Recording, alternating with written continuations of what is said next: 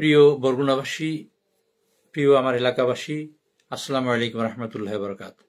আবহমান কাল ধরে বাংলাদেশ একটি সাম্প্রদায়িক সম্প্রীতির দেশ। এখানে মুসলমান হিন্দু পাশাপাশি বসবাস করে আসছে, কিন্তু পরিবর্তিত পরিস্থিতিতে কিছু কিছু মানুষ গুজব রটিয়ে, কিছু কিছু মানুষ ভয়ভীতি দেখিয়ে সংখ্যালঘু যারা আমাদের ভাই বা আত্মীয় স্বজন যারা আছেন তাদের উপরে অত্যাচার এবং নিপীড়ন করার চেষ্টা করছেন, এরকম খবর আমি পাচ্ছি।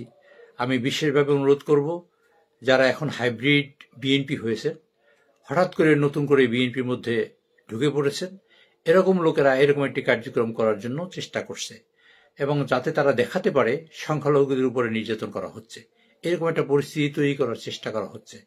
এই বিষয়টা অত্যন্ত স্পর্শকাতর এবং বিষয়টা আমরা খুব সিরিয়াসলি নিয়েছি। আমি বিএনপির সকল নেতৃবৃন্দকে এ বিষয়ে সজাগ হওয়ার জন্য অনুরোধ করছি, এবং কোথাও কোনো সংখ্যালঘুদের উপর যাতে কোনো অন্যায় অবিচার অথবা কোনো রকমের নির্যাতন না হয় তার ব্যবস্থা গ্রহণ করার জন্য অনুরোধ করছি। প্রশাসনকে সেই সাথে অনুরোধ করব, বিশেষ করে সংখ্যালঘুদের ব্যাপারটা আপনারা বিশেষভাবে দেখবেন। আমি সকালেও প্রশাসনের সাথে কথা বলেছি এবং সংখ্যালঘুদের বিষয়টি বিশেষভাবে উল্লেখ করেছি, প্রথম পয়েন্ট হিসেবে উল্লেখ করেছি, কারণ এখন একটি মহল, সেই মহলটি চেষ্টা করছে যাতে সংখ্যালঘুদের উপর অত্যাচার দেখিয়ে বাইরের সহানুভূতি নেওয়া যায় বা করা যেতে পারে, এরকম একটা পরিস্থিতি তৈরি করার চেষ্টা করছে। আমি খুব হুঁশিয়ার করে দিচ্ছি, সাবধান করে দিচ্ছি, বিশেষ করে আমার এলাকায় যারা আছেন, সংখ্যালঘুদের উপর যদি কোনো নির্যাতন হয় কারো মাধ্যমে, তার কিন্তু কোনো নিস্তার নেই, তাকে কোনোভাবেই ছাড় দেওয়া হবে না, কোনোভাবেই ছাড় দেওয়া হবে না। আমার নেতা জনাব তারেক রহমান আজকে তার বক্তৃতায় বলেছেন, সংখ্যালঘুদের কোনোভাবে নির্যাতন করার যদি কেউ চেষ্টাও করে তবে তা শক্তভাবে এবং কঠোরভাবে দমন করা হবে। আমি প্রশাসনের সব ভাই বোনদেরকে বলছি, যারা যেখানে আছেন তারা দয়া করে সংখ্যালঘু যাতে কোনো বিপদগ্রস্ত না হয় সে ব্যাপারে আপনারা সহযোগিতা করবেন। সংখ্যালঘু ভাই বোনদের আমি অনুরোধ করছি, আপনারা যদি কোথাও কোনো সমস্যায় পড়েন বা সমস্যা দেখেন, সাথে সাথে আপনার প্রশাসনের সহযোগিতা নেবেন এবং তাদের কাছে আপনি সাহায্য নেবার চেষ্টা করবেন।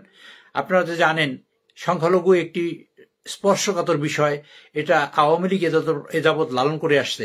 আপনার চট্টগ্রামে যে আপনার সে মন্দিরে হামলা চালিয়েছে, বিভিন্ন জায়গায় মন্দিরে হামলা চালিয়েছে আওয়ামী লীগের লোকেরা, এবং আওয়ামী লীগের সন্ত্রাসীরা হামলা চালিয়ে এটা বিএনপি এবং তথা এই জোটের উপরে দোষ দেওয়া সবসময় আগাগোড়া চেষ্টা করে আসছে।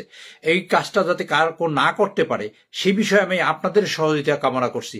যদি কোনো এরকম কোনো টের পান বা কেউ করে, দয়া করে আপনারা প্রশাসনের সাহায্য নেবেন এবং আমাদের বিএনপির নেতাকর্মী যারা আছে তাদেরও সহযোগিতা করবেন। এবং আমি কঠোরভাবে হুঁশিয়ার উচ্চারণ করছি, এরকম কোনো কার্যক্রম কোনো লোক যদি করে আওয়ামী লীগের সন্ত্রাসীরা, তবে তা কিন্তু কঠোর হস্তে দমন করা হবে, কঠোর হস্তে দমন করা হবে। আমি আপনাদের সকলের শুভকামনা করছি। আল্লাহ হাফেজ।